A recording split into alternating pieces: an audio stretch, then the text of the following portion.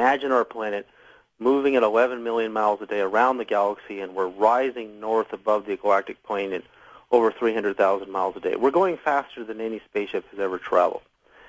And so what happens is these super sensitive organisms that we are, and many of us are too weak, when we suddenly receive a huge impetus of energy, of cosmic energy, it affects our consciousness tremendously. Tremendously, even these weak changes. So I mentioned this vibration on December 22nd that vibrated through the planet. A storm erupted on Saturn. We see birds dying and species dying all over the planet, which may or may not have to do with that.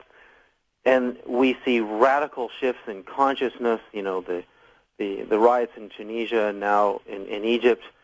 So it's kind of like a ripple effect, that's happening. And at the same time, on a much more severe level, stronger magnetic fields coming from cell phone towers and TV towers and high-tension power lines can do a lot to living systems and DNA because they're not harmonic. One of the things I've done in my work on differentials, the hidden harmonic codes of the universe, is identify fields of energy that are way beyond the standard knowledge of frequencies, of standalone frequencies, and understanding that these harmonic values energetically can go way out of balance. A lot of human energy systems go way out of balance, and when they go out of balance, out of harmony, they lose their energy in their magnetic field, their very weak magnetic field, which could contribute to an epidemic of physical depression and physical depressions of energy. In fact, many people whose millivolts that I've measured who are physically depressed, who suffer from chronic depression, and even nervous system disorders like fibromyalgia, they have really low millivolts in their nervous system. Really? And we can change that with very, very subtle energy devices. But when you're talking about a pole shift, and you're talking about a huge magnetic energy change in the solar system and the planet, you're talking about a field of energy that has either chaos or harmonic information inside of it. And if it's harmonic information inside of it, there's absolutely no doubt that you can scientifically prove that there is going to be a consciousness shift on this planet, at the very least in 2012. There's no doubt because we can see it happening. We can see the solar system ringing. We can see all of these changes, happening in the solar system, like the poles on Mars melting and the storms on Jupiter, and now this sudden storm on Saturn. We can see that there's a change in the vibration of the solar system. David, tell me something. What is the nature of this storm, and what creates it? The storm on Saturn? Yes. Well, everything, see, Einstein says the field is the sole governing agency of the particle matter. Fields of energy dictate what bodies, or from subatomic particles to human bodies to whales and dolphins to dogs and cats to planets. They determine what's going to happen. And so from weather systems to giant storms on Saturn and Jupiter, if you see a sudden change in an energy system, you're going to see a sudden change in an ecosystem to a biological system. Well, I guess what I'm trying to get at is what is the nature of the storm activity? Well, the nature of the storm activity is a giant swirling. I mean, Saturn is usually, the storms are usually down low. It's a very smooth-looking atmosphere. It's not like Jupiter with all the bubbles and the spots and the really fancy marble-like patterns in it. Saturn is usually a much smoother-looking object to look at. But the storm, you can Google it right now on anybody who's interested. It is massive. It is utterly massive. So there's no doubt that from an energy or field perspective that something has happened, because that was only 2 days after the ringing of Earth like a giant bell. In fact, the storm on Saturn probably started in the same moment, but NASA actually didn't detect it until days later. Cosmologically, because I understand how quantum physicists today say that they've made a great leap in understanding on how information or consciousness, when you think of having a thought, does a thought have any weight to it? Does it have any power? Well, we are little transmitters. We don't have a lot of energy in our field. We have millivolts in our nervous system. We have a magnetic field that can be detected by these super quantum squid detectors. So we really are alive electrically. And we are going to be affected by the new electrical energies in the solar system as our solar system moves through the galaxy. But, do we know that what's going to happen on 2012 is going to be a huge energy shift, and inside of that energy, a new consciousness to bring change? And actually, that's theory number one. And theory number two is it going to be the end of the world because this new energy and information is going to, because if you have a physical pole shift, even, 10-degree sudden pole shift would cause massive earthquakes. A 10-degree what? Even a 10-degree physical pole shift that is sudden would cause massive earthquakes. You don't need to have a complete flip of the poles, even though NASA's data suggests the average is about every 300,000 years you're going to get a physical pole shift, a complete pole reversal. And they think the last one was 780,000 years ago. Well, that means we're overdue. And it's not impossible. I mean, they're seeing the Earth's magnetic field is collapsing. It's collapsed 10% since the 19th century. We're now in the 21st century. And so we see that the natural drift rate of the poles has increased from 10 kilometers per year in the 20th century to 40 kilometers per year in the 21st century. So that's a radical change that should duly noted. And it's an early indicator that we might be heading towards a physical pole shift. Anything that's sudden physically isn't good for people who live near coastlines because of giant tsunamis, and the ring of fire where most of the earthquakes occur is commonly in the coastal regions around the planet. So, that wouldn't be good.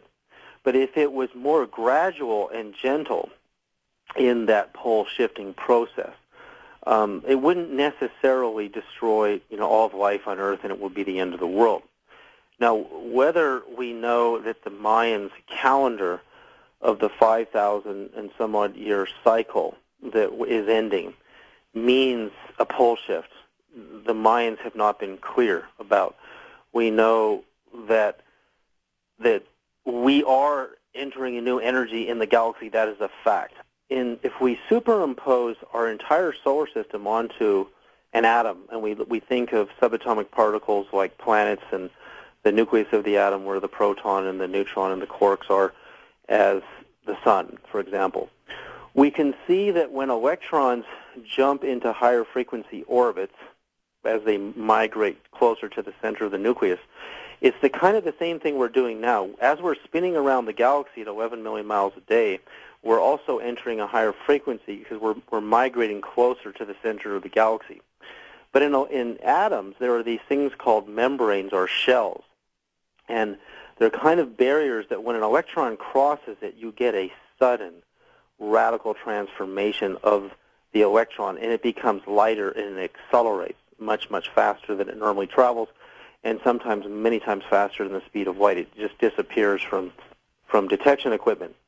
So if that's an indicator on a larger scale, the transformations are sudden, like in 2 Peter in the Bible, in a twinkling of an eye. All of the elements will melt with fervent heat. Everything changes. You get the new heaven and the new earth. So if something like that is coming, there's no doubt that NASA can't see it coming because we're traveling into new space every single day. But what I'm more excited about is the first proposition, because you think of, our new children that are being born into this new energy, this new solar, new cosmic energy. Their DNA is brand new.